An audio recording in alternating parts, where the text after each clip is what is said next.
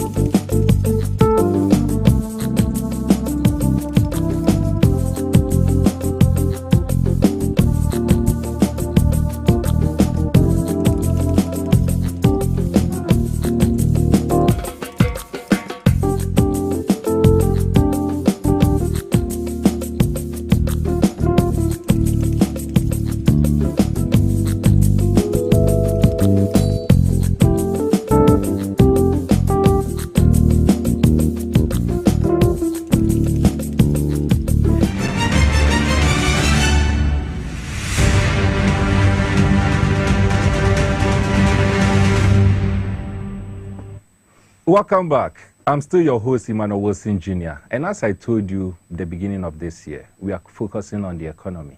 And the reason why we are focusing on the economy is simply because the economy is one aspect that serves as a backbone to Ghana's governance. Whether the governance structure and the system we are practicing will do well or not, it will largely depend on the economy. And that's why it's also very important, as I said, that right after the elections, knowing very well where we are as a country, it is important for us to stop or stop, actually, that's the word to use, stop the celebration that we've been having and rightly go into serious business, because governance is a serious business. Governance affects your life, it affects my life. So the celebration is over. But today, we are focusing on your future, my future. We have about almost a month to end the beginning of this year. It means we have just about 11 months, approximately, to end 2025. And so we still should know that we don't have much time to waste. Today's conversation, we are going to center it on the economy. The theme for today's conversation is Ghana's economy. What do the figures say? We want to look at what the figures say. We want to look at what we need to do. We want to look at where we were, where we are, and where we need to be as a country. And just like I have always been giving you, today again is no exception. We have a great mind, someone who is vested in this area. And I'm talking about no other person than Honorable. He's actually a member of parliament for Sanregu constituency. That should be in Upper East, I guess. Northern region. So Northern region. And he's also a financial analyst. And I'm making reference to Honorable Ataisa. Honorable, welcome to Politics and Beyond. Thank you. This is the first time of us hosting you. Yes. And we want to say thank you for making time to join us. We know that today has been quite a busy one. How has your day been? Well, let me say good evening to you and to the station. Today, like you said, has been a very busy day. I embarked on a 2-day thank you tour in my constituency. I returned only this morning at about 9. Wow. And proceeded straight to Parliament to support my leader, or my former leader, so to say, the former Majority Chief Whip, who is now a nominee for Minister of Roads and Highways. Okay. So I have sat through the committee hearing from 9 a.m. to about 5 p.m. So it hasn't been easy. I can imagine. But what has been your impression so far with the appointment that has been made, particularly with today, since you sat in like the whole of the day at the vetting? What has been your impression so far with the individuals that has been nominated? Before I say anything, I would like to congratulate all the nominees that have been appointed by His Excellency President John Dramani Mahama. I am very confident in the capacity of each and every individual, and I know they know the challenges that the country we are facing, and they are up to task surmounting those problems. Looking at their individual records, having worked with some of them at the finance committee level of the party, having worked with some of them at other committees of the party, and having followed some of them on their parliamentary debates, I have no doubt that President Mahama has indeed is ready and poised to reset this country. Now, I was particularly happy, though with a very mixed feeling, about the finance minister.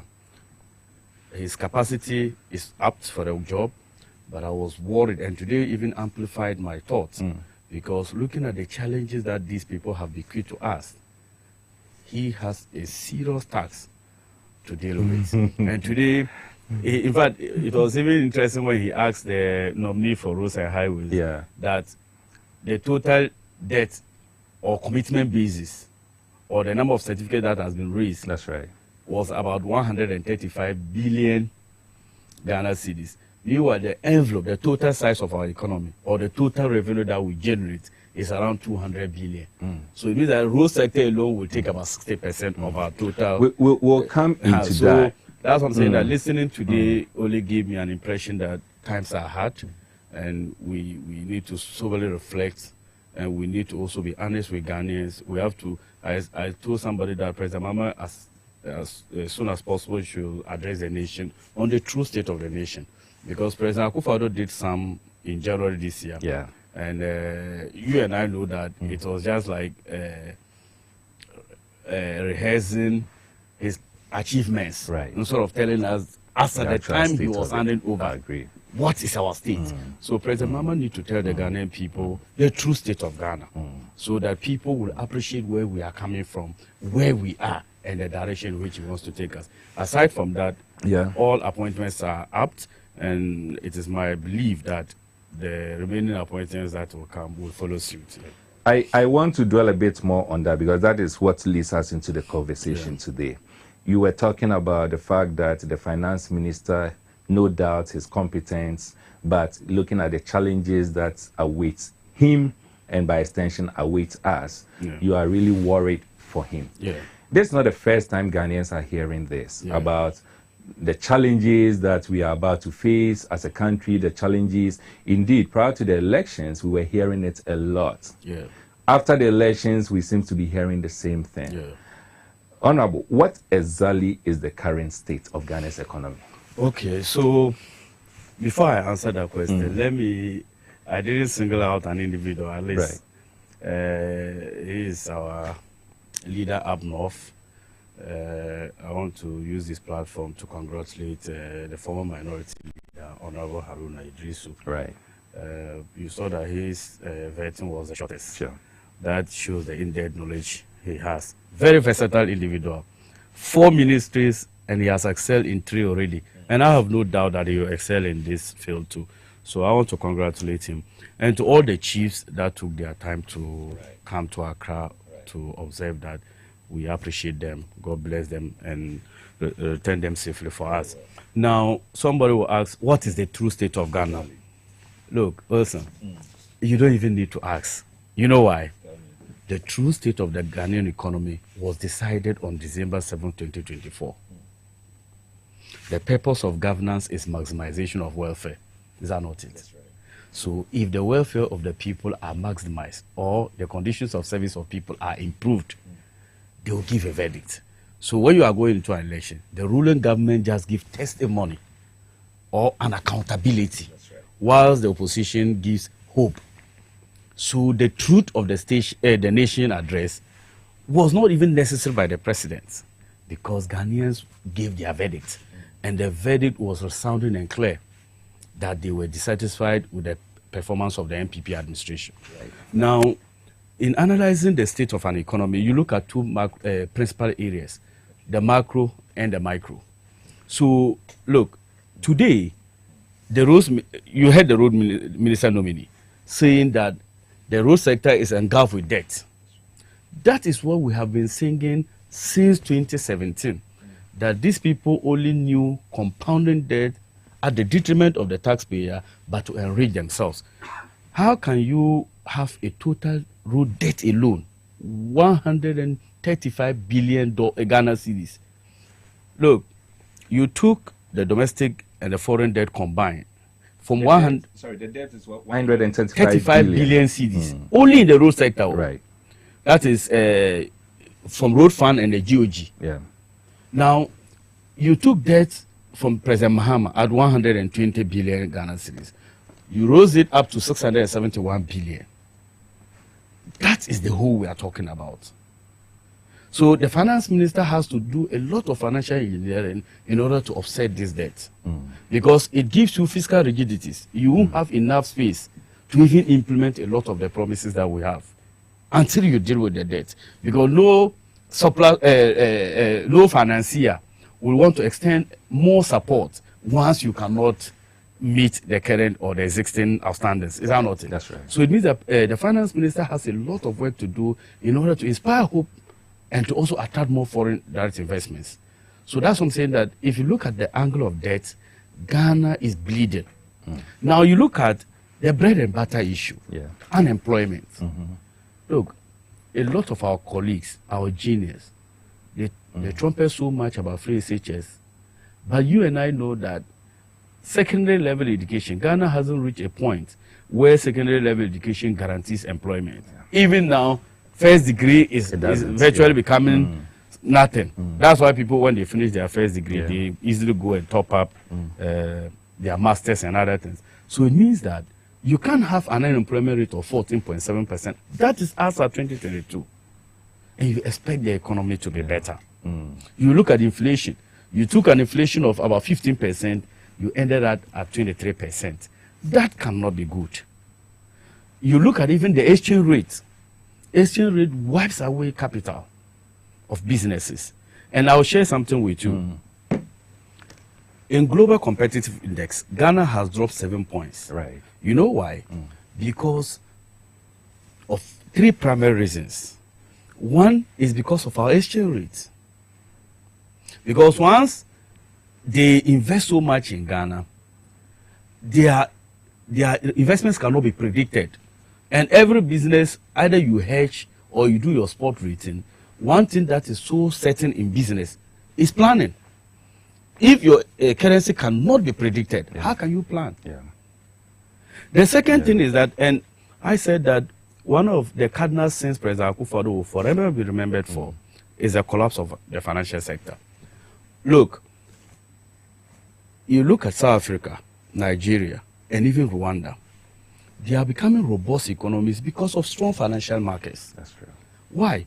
Banks serves as a medium for trade finance and investment financing, where private entities can go in there, get loanable funds to expand business. It promotes entrepreneurship. Right. Is that not it? That's true. So if you collapse a bank, it means that you are denying companies loanable funds to expand their businesses. Do you get my point? And they didn't stop there. What they did was that in collapsing the banks, what they quickly did was that any business that wanted money can now do it through treasury bills. So the government participated fully in the credit market. So what they ended up doing was that they crowded out a lot of industries. Right. Meanwhile, government cannot create the jobs because of the wage bill. So you are the one going into the capital market, borrowing yourself as against the investor or the business community. And that is how industry grew by negative 2.2%. Yet they will tell you that the size of the economy is growing or the GDP has grown. It is a jobless growth because government spending keeps on increasing, yet it doesn't translate into industry growth. So I'm saying that one of the bad legacy which is bad that they have left this country is the collapse of the financial sector. So my prayer is that the finance minister, as soon as possible, will make sure that we increase access to private participation in the financial markets. They must make sure that all locally made Ghanaian banks that were victimized on the altar of political expediency must be re-looked at and brought back to stream. Private individuals, businesses, and households need those banks for financial intermediation. So that is the legacy that I'll talk about as a true state of our economy. Now look at agriculture. I'm from the north.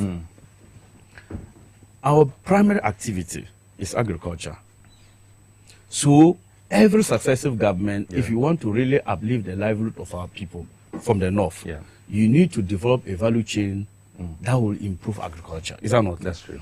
Now, you cannot tell me that an acre that President Mohammed's time, you could do it for 40 Ghana cedis. Now you are doing it for 200 Ghana cedis per acre.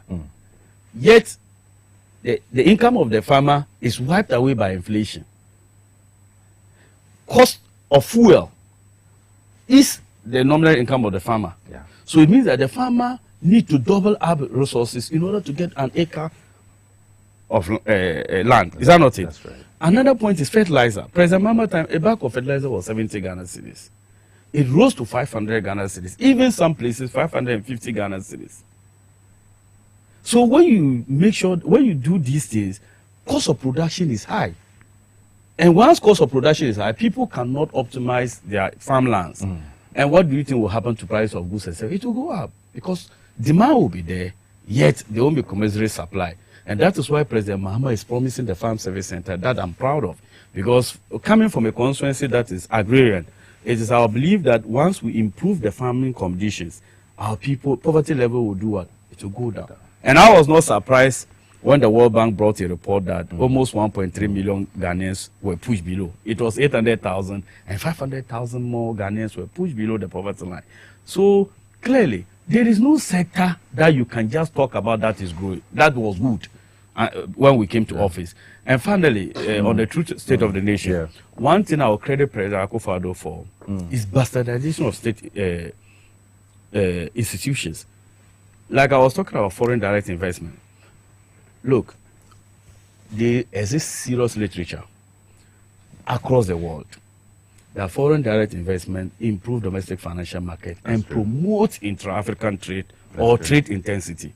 So one of the key indicators that attract foreign direct investment, apart from your size of the economy, they look at regulatory frameworks, they look at the good governance, they look at the justice delivery systems.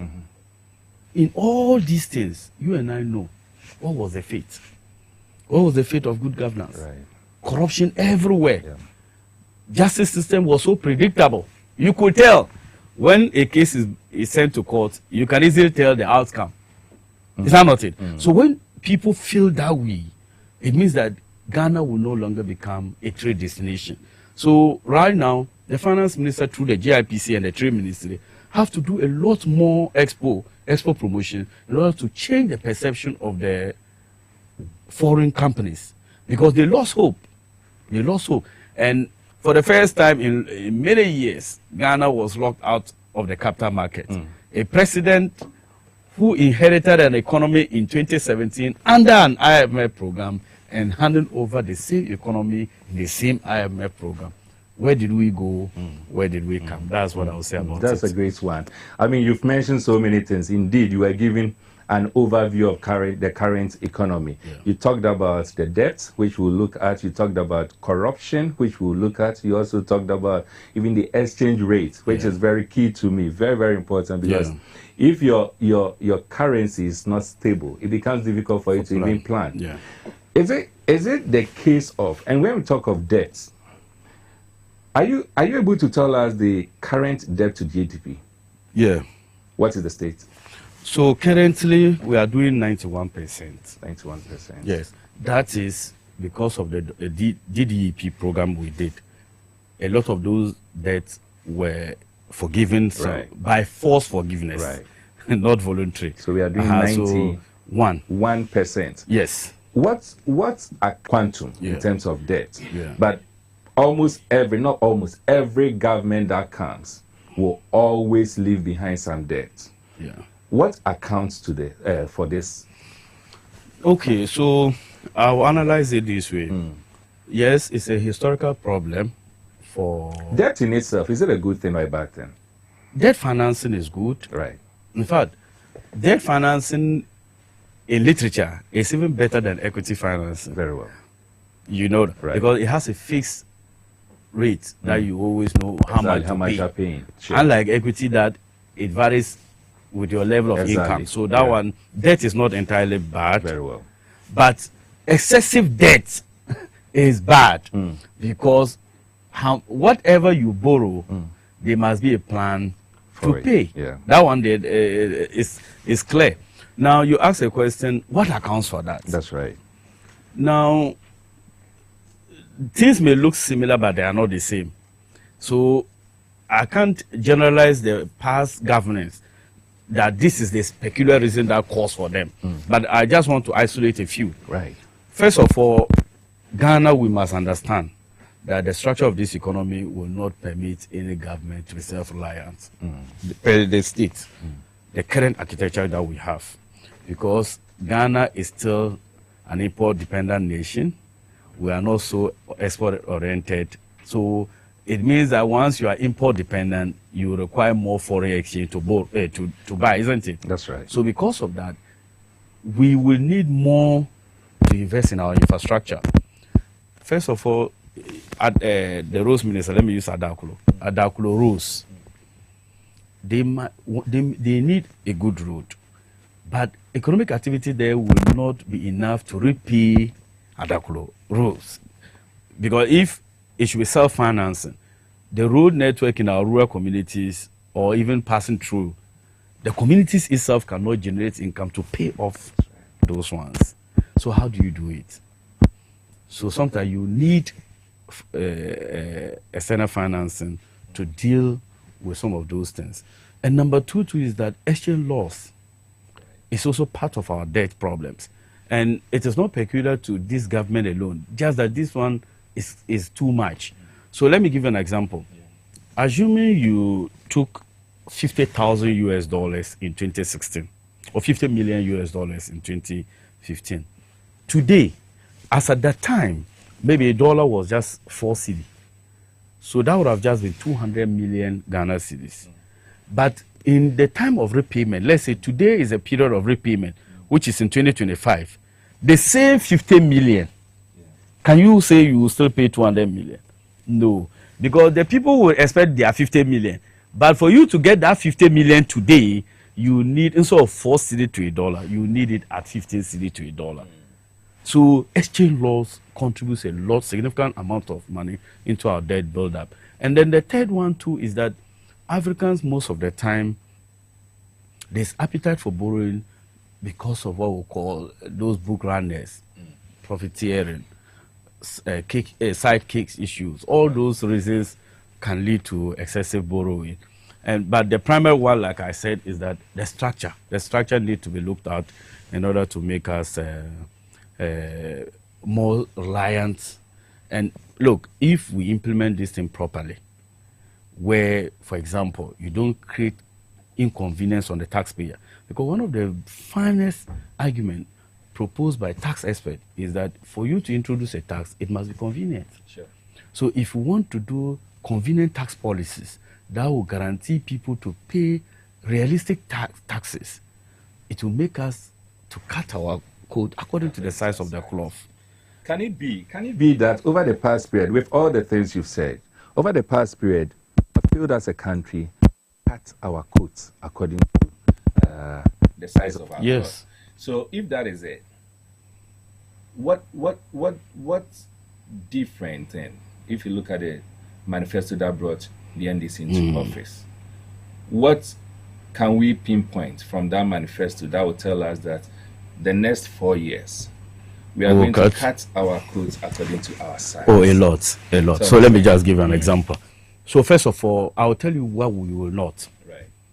Before I'll tell you what we will do. Like His Excellency talking. Oh, really?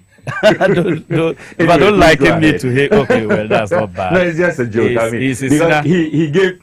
There was a time he was asked a question. Okay. What will you do? And then he said, "I'll rather tell you what we will not do." So okay. That's what I mean. Okay, so let me borrow from His Excellency, the former Vice President. So I will tell you what we will not.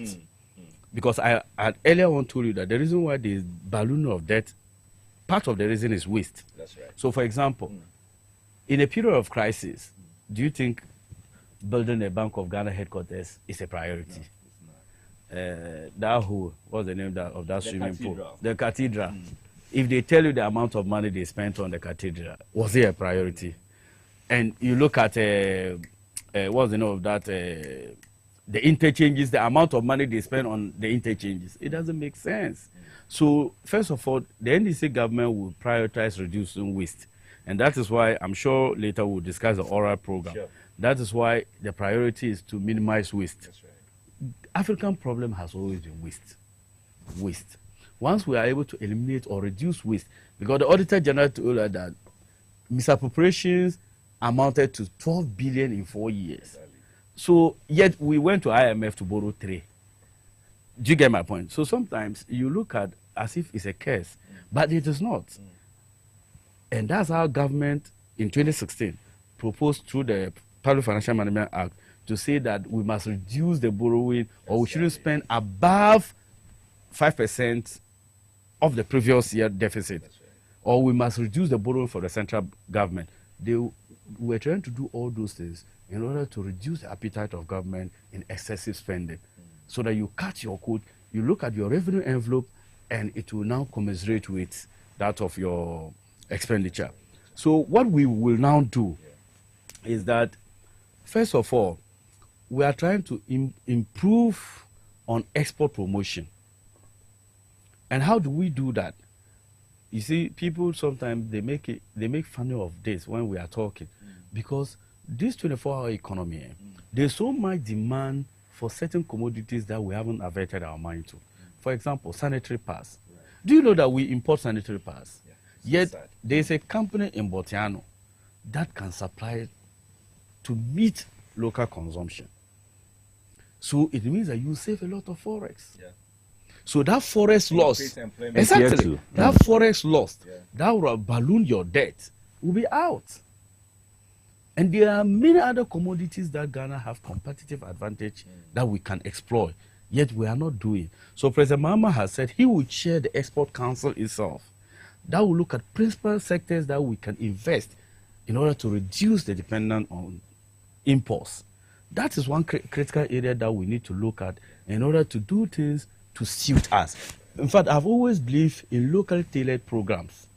I don't believe in external support, because look, theories are always propounded and new theories always come to counter them. So there is no better or fixated theory anywhere in the world. What you do is to tailor programs to suit your local demand. Number two is that corruption. Corruption should be seen as a crime and must be dealt with as such.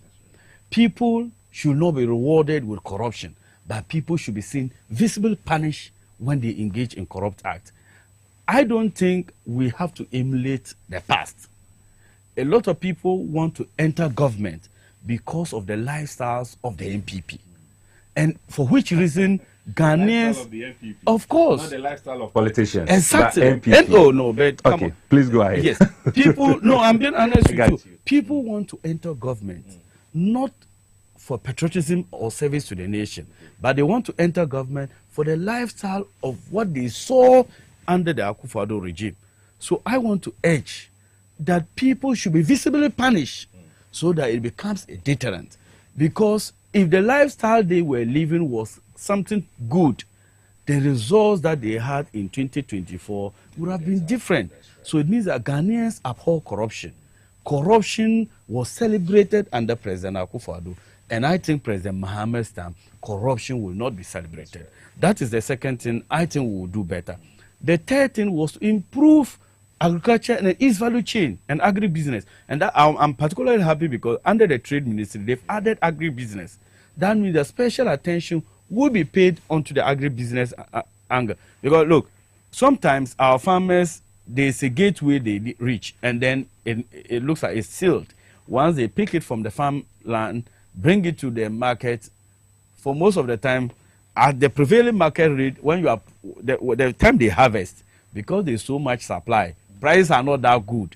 So they don't have storage facilities to keep it and also watch the market. So President Mahama is promoting agribusinesses, converting the raw output that they bring into a value addition. That is the only way we can move. This structure of the Ghanaian economy must be reviewed. We've been using this structure since. If you look at public sector accounting, they will always tell you goods and services, salaries. No, it has to change. How committed are we? Because you see, all the things you are talking about is exactly what the ordinary citizen, all my viewers, will applaud you for, because that is what they know needs to be done. First and foremost, we are heavily dependent on foreign products. Yeah. The few or even the many that we export, we do that in its raw states. Yeah. We don't add value to it. His Excellency Akufo-Addo came promising us that he's moving this economy from a Georgesburg economy. You remember? I remember. And what it simply meant was that we are going to add value. Value, yes. Unfortunately, nothing of that happened. I mean, it was just rhetoric and talk.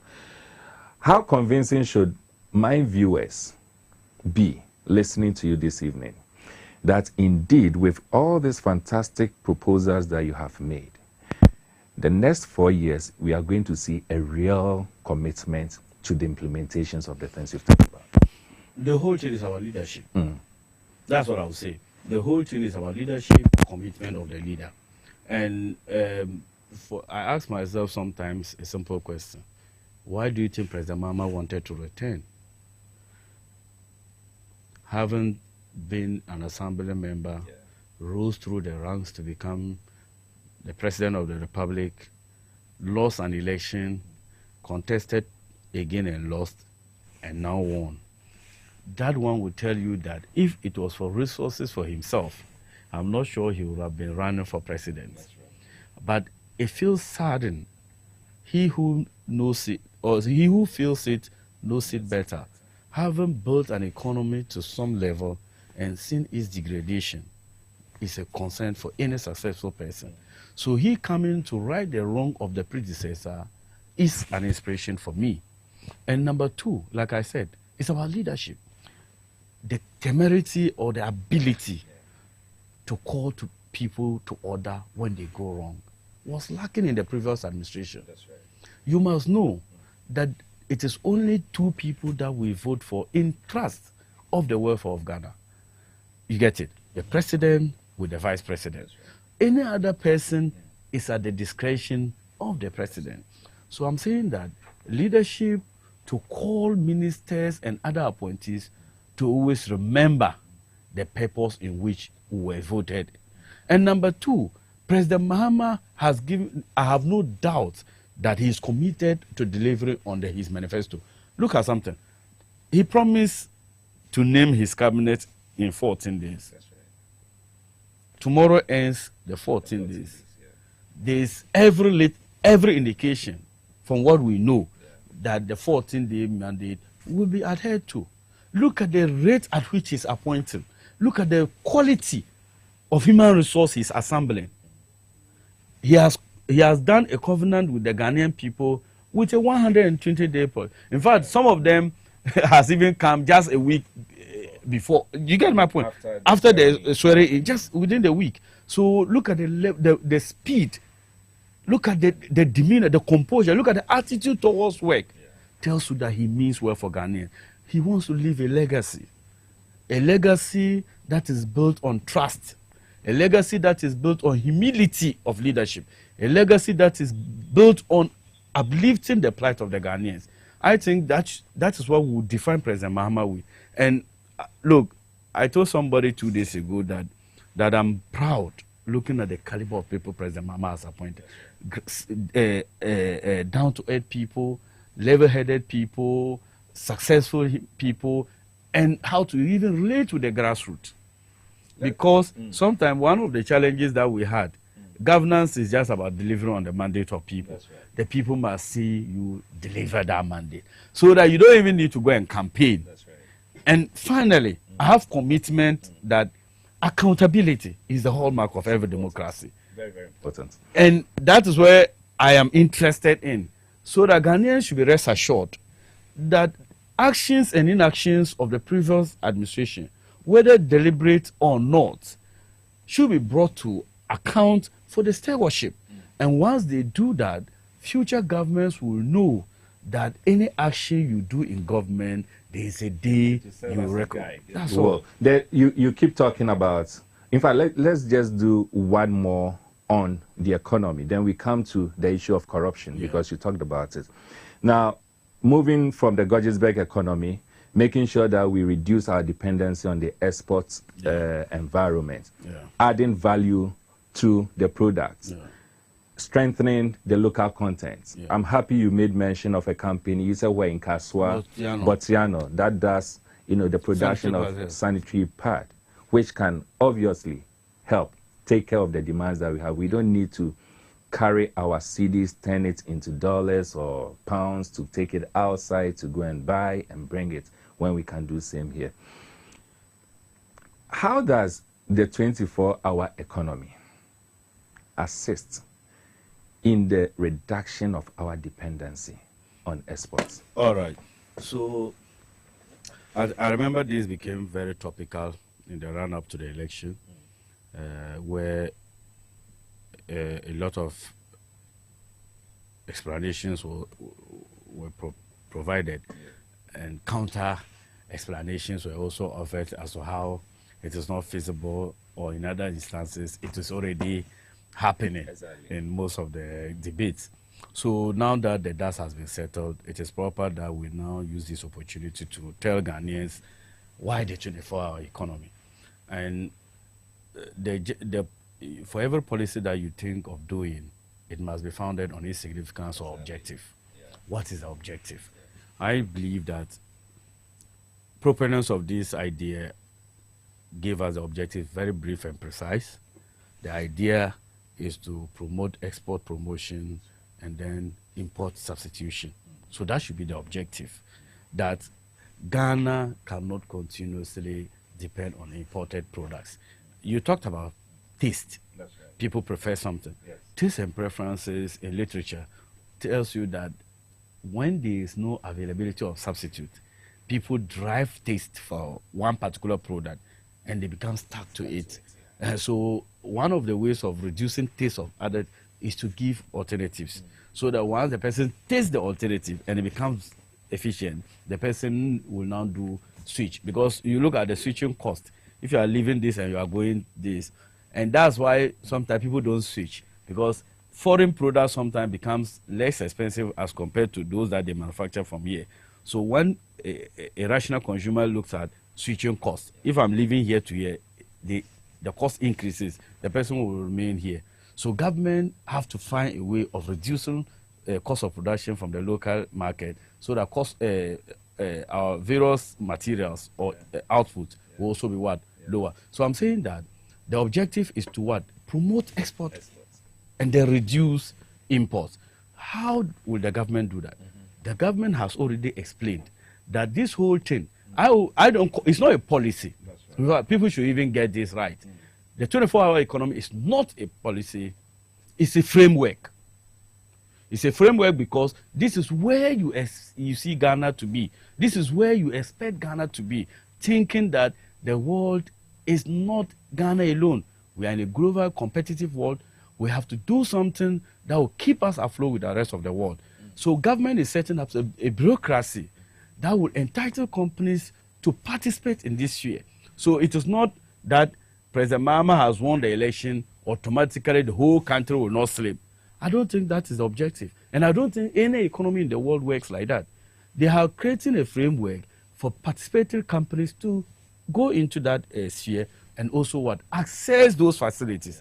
He said there will be tax incentives for companies that are willing to operate beyond the usual or the traditional 8-hour period.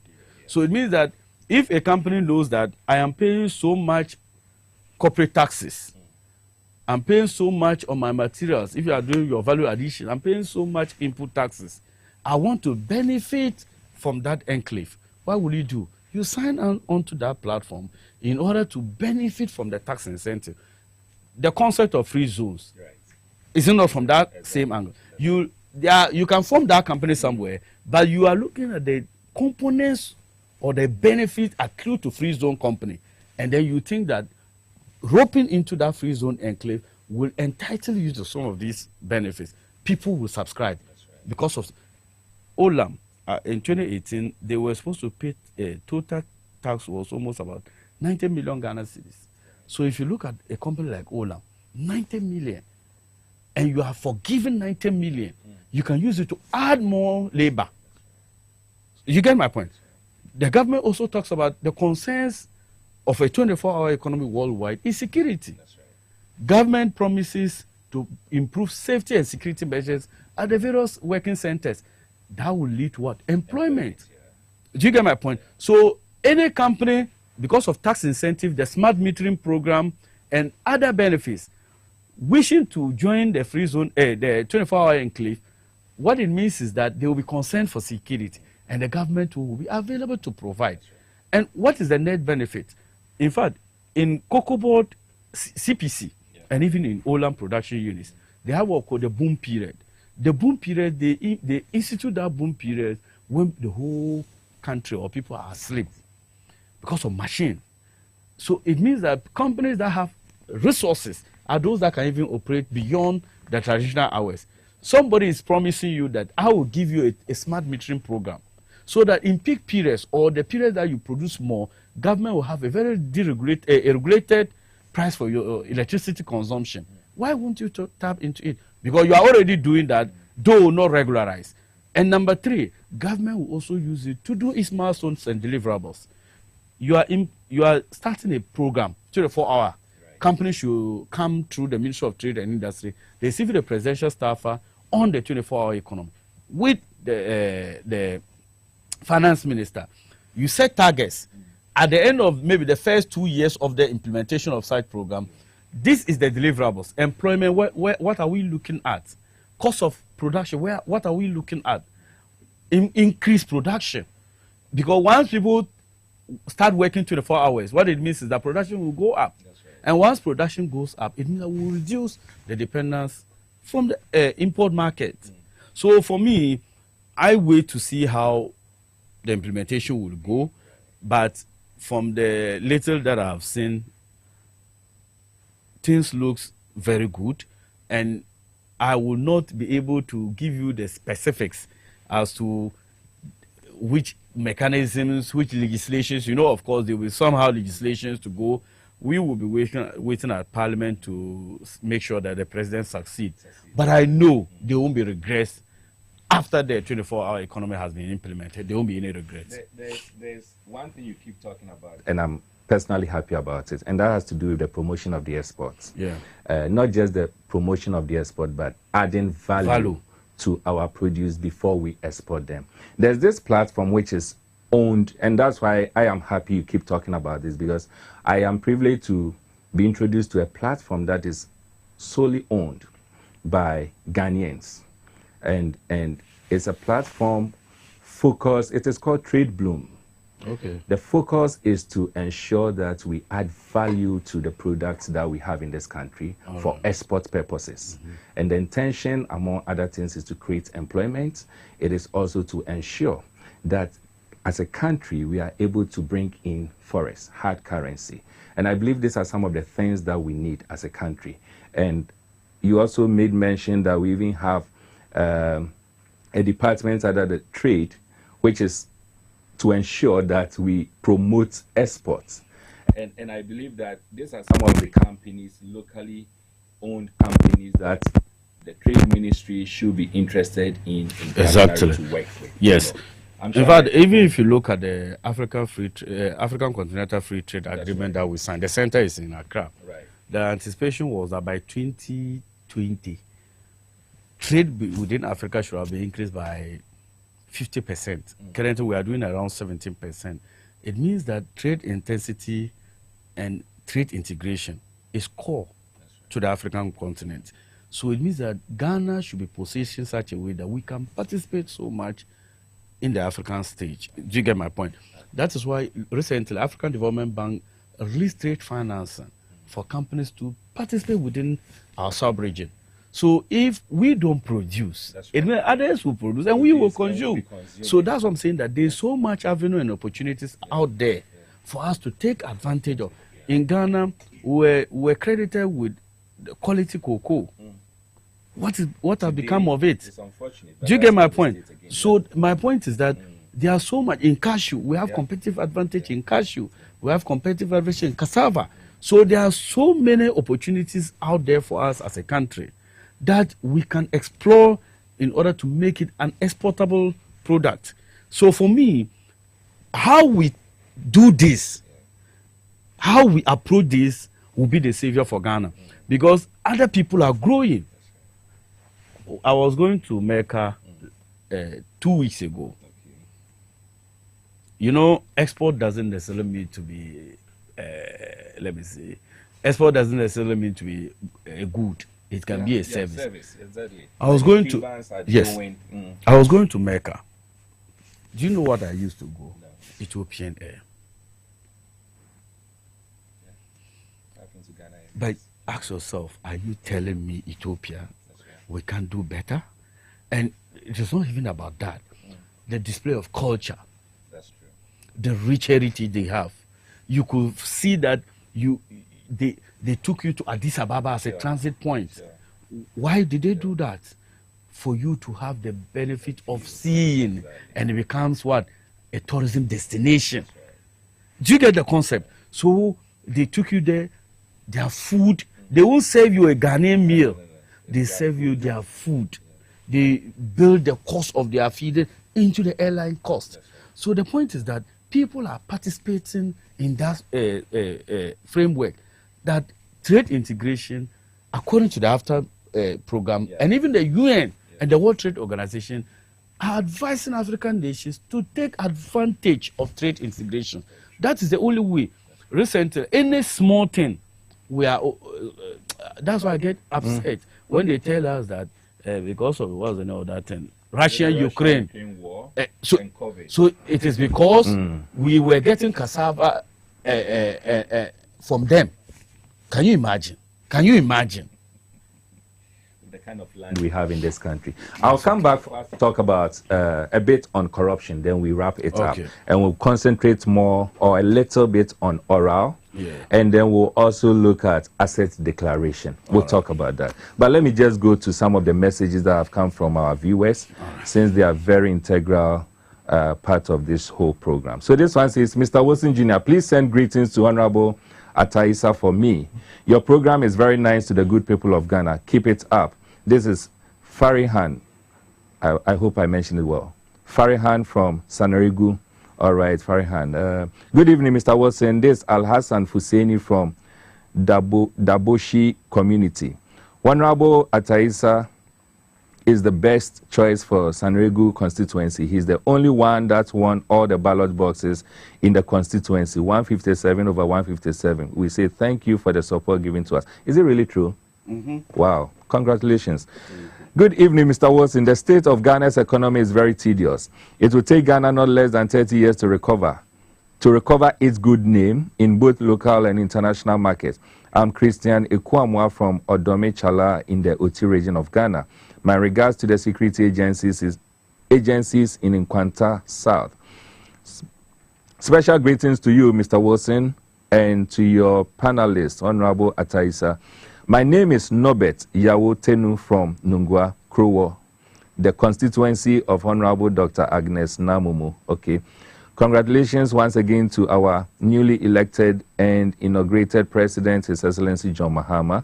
I would like to congratulate Honorable, okay, I think this message is full of congratulations.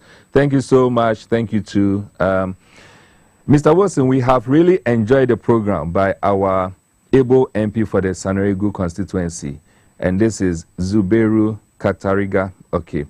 Good evening, Mr. Wilson. My name is Okasha Fahima from Tamale, Nyohini. Please extend my greetings to Honorable Ataisa, the light of the Sanarigu constituency. I wish him nothing but the best in life. Good evening, TVXYZ. Good evening, Mr. Wilson. We, the good people of Sanarigu constituency, is proud of you. Honorable, keep up the good work by Coordinator Abdullah. It looks like all messages are coming from your constituency. You have fun, so. Good evening, Mr. Wilson, and good evening to Honorable Ataisa. May the good Lord continue to bless him. He's a brilliant guy. I know, Honorable. Keep it up. And this is Kanlin Maswa. Good evening to you, Mr. Wilson, and my accounting economics teacher back at secondary school. Oh, you taught? You are a teacher. That's nice. I'm impressed about your submissions. Your points are key and straightforward. You are indeed speaking reality and not politics. My name is Emmanuel Puato, watching you live from Sunyani. Okay. Hi, Mr. Wilson. Good evening. In fact, Sanarigu is blessed with intellectuals. ABA Fuseni another ABA Fuseni has come. Honorable Ataisa will not let us miss Honorable ABA Fuseni. I like his analysis. Indeed, the NDC have the men. This from Philip Kumase. Honorable Wilson, tell Ataisa that he's really the man we need. God bless you and your entire Sanarigu constituency. We are really not regretting choosing you. Good evening, Mr. Wilson. I want to advise the road minister to visit all roads he intends to pay for, because some of the roads were not constructed well or not even at all constructed. Good evening, Mr. Wilson. We, the good people of Sanarigu constituency, is proud of you. I think I've read this. Ataisa, thanks for your submission. I pray for you to become Ghana's Deputy Finance Minister. All right. So this is from Idi from Kumbungu constituency. Greetings to Honorable Ataisa. He always gives out great submissions. The people of Sanarigu are blessed and proud of him. All right. Your name is Andani Habiba from Chogu Yapasi. Okay. Good evening to everyone in Ghana. And good evening, Mr. Wilson. My regards to my MP. And this is Al-Hassan Tampoli Fusaini. Okay. I'm keeping a close eye on you from Nangbagu. Honorable Ataisa is truly an impressive figure. I'm enjoying his submissions, and I'm even taking notes to absorb as much as I can. And this is from, your name is Osman Abdullahi Dembele. Good evening, Mr. Wilson Jr. and to Honorable. With this knowledge, Honorable is showcasing means Ghana can still prosper in the hands of His Excellency John Mahama. But what President Mahama is known of, corruption doesn't have space in this government. All right. Your name is Fuseni from Sifi. Good evening, Mr. Wilson. Great Honorable, for me, he should keep on doing that. This is Abu Kumbungu. Good evening, Mr. Wilson. Please, this is Afa Musa Tamale. Please greet my lovely MP for me. All right. Good evening. Please send my... Okay, greetings. Wow, it's all about greetings. Good evening. I'm Eben from Kwabinya. Well spoken by Honorable Ataisa, and I'm really impressed with his comments. President Mahama must succeed at all costs. The reset agenda is on track, and no matter what they do, the 24-hour economy will come to fruition. And this is from Honorable Elikim Akurugu, MP, Dome Kwabinya. Was that? Okay, sorry. It rather says you didn't add your name. You are rather greeting Honorable Akurugu, Dome Kwabinya, MP. All right, that's fine. The alacrity with which President John Mahama is fulfilling the mandate is a clear indication that he means business and means well. It is precedence for future presidents to follow. You didn't add your name. Good evening, Mr. Wilson. Well said, Honorable Ataisa, and this is coming from Camille Botina from Tamale. The approach to our struggling economy by JDM alone is a sign of hope to our dear motherland, especially in terms of accountability. And this is Sunyazi John, inside Doma and Hinkro. Okay, a number of messages, I think. This one says, hello, Mr. Wilson. His Excellency Akufo-Addo only came to legalize corruption for himself and his appointees. What everyone is anticipating is how to jail His Excellency Akufo-Addo and some of his appointees. Suddenly, everyone is happy in Ghana because that albatross is no more. And this is Jojo in Taifa.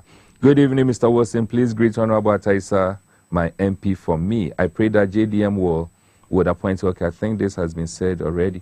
Okay, but this one says he will appoint him deputy minister. You didn't indicate where or what kind of deputy you want to give. The messages keep coming, but we are really running out of time. We've taken charge of the few minutes that we lost or we took off, and so we are taking it back. But Honorable, back to you. You keep talking about corruption, which is really dear to me. It's something that I really want to talk about. Unfortunately, we don't have much time. What's your quick impression of Ora so far? What have they done? What makes you think they are doing something in the right direction? Well, I am not a lawyer, so I won't come from the position of the law. Right. I'll come from the position of common sense. That's right. To suggest that as the name suggests, Operation Recover or Loot. That's right. It means that there must be a loot for it to be recovered. And the devil is in the eating. So for me, I don't want to be a doubting Thomas. I believe that the membership of the ORA team have been doing their anti-corruption fight, not today, for anybody to accuse them of witch hunt. For example, if you look at Martin Pebu, he has been on this drive for a very long time, and he has transcended 2 regimes.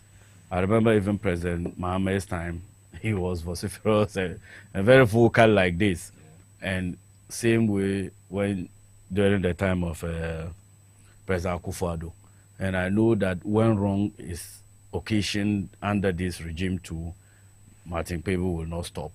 So for me, his pedigree is not in doubt. And if you look at Honorable Blakwa, the Interceptor General, why did he get that thing? Sorry, but to skip the persons, we've looked at what they've done so far. Yes. We also know their mandate, what has been given to them to do. Do you believe that their activities will yield any positive result? It will. It will. In fact, when I followed the movements that they have been Right. doing, and you can see the revelations. Quickly, before a week after the setting up of that oral team, I read from the Facebook post of the member of parliament for Northern, and he suggested that close to over 1,000 petitions was already brought. And that was what I told you about justice delivery system, when people can no longer trust in the justice delivery. So people had so much information on misrule and misgovernance, but the appropriate forum to air those views and opinions and facts, they didn't have such platform. So when President Mahama established this, it had high patronage. And that was just a week after its formation. Yeah. And like the chairman has always been saying, we should expect more. That's right. And if you look at the attitude the MPP is giving to this oral team, it tells you there is something that is good. In fact, they are even cautioning members not to attend its meetings. If you don't have anything to hide, exactly. Why you want to run away? And so, I really agree. So I think that this is just one of the methods of fighting corruption, because once the facts are adduced properly, then it will be presented before the court of adjudicature or competent jurisdiction to engage in it. I think it's a good and laudable thing. Right. I don't think it should be disbanded. I think it must continue. It must outlive the presidency of President Mahama. We must institutionalize such a forum where citizen vigilantes and whistleblowers can confidently go, knowing very well that they won't be hounded down, or knowing very well that they won't be Manasseh Azure used this term when is it witch hunt? Witch hunt when he traveled to South Africa because of his life was under threat. Yeah. So I think kudos to President Mahama and the members of the oral team. We expect nothing but the best. The best, yeah. Every loot, every peswa that has been looted must be indeed recovered. And I have no doubt it won't be too long. You will see it clear. I know, because I'm also still close to the party. Exactly. So you know what is going on. I know that what will come a lot of rot is in this country. And even if they start coming to Tamale, you will see it also. There's a lot that took place in Tamale. Lands here. I'm sure they started the land issue in Accra. Yeah. Kumasi, I've heard the same thing happening. I'm using this platform to invite the oral team to Tamale. They should come and protect our lands for us, for the future. It's scary. Lands, God didn't give us the land to consume all in 2024 or 2025. We need to leave some for the There's one other thing, and that's the last question we are going to, or the last area to discuss, still on corruption. You're a member of parliament. Yes. You've taken an oath. In other words, you've been sworn in. Yeah. You are now an honorable member of parliament. Yeah. Article 286 of the Constitution talks about declaration of assets. Yes. Have you done that? Not yet as a member of parliament, but I did as a parliamentary candidate. At our last orientation that was organized by the Parliamentary Service Board, they organized training for new entrants. And the question was asked like this.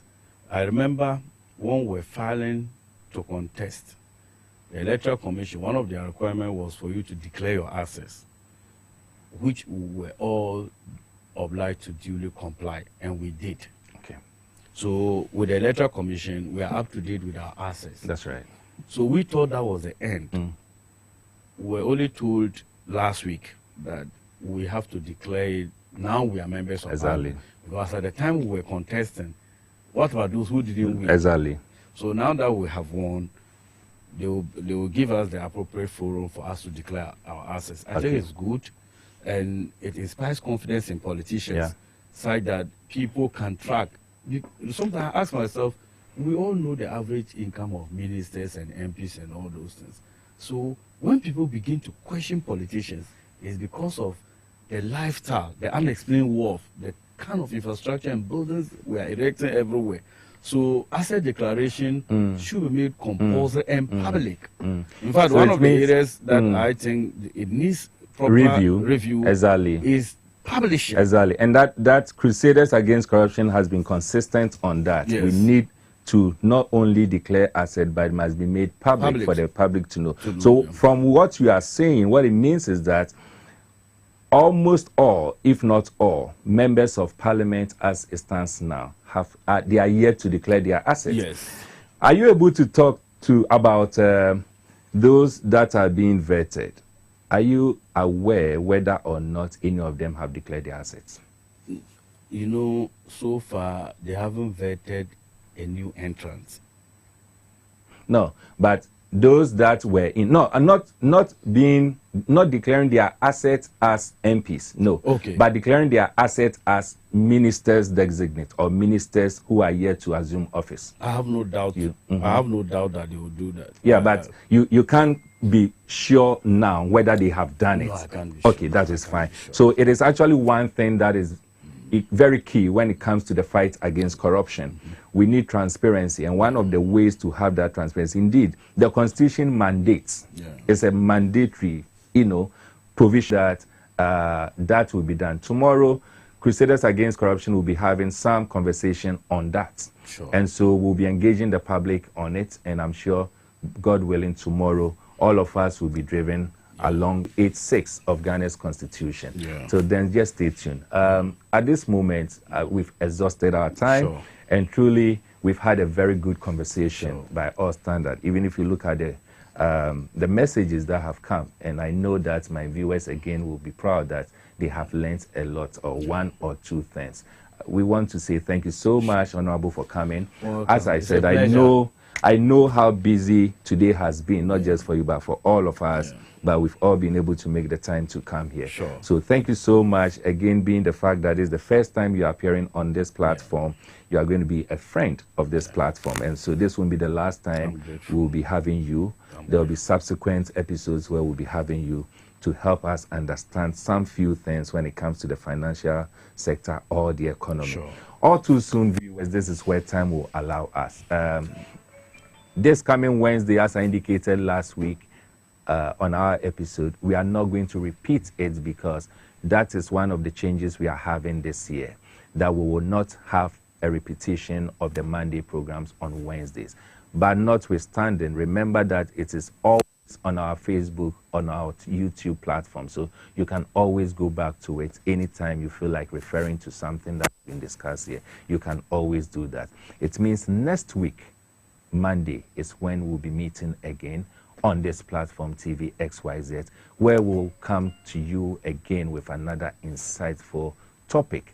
And definitely we'll have another great guest, as we've always been having. Till we meet again next week, God willing. I am still your host, Emmanuel Wilson, and all that I can tell you for now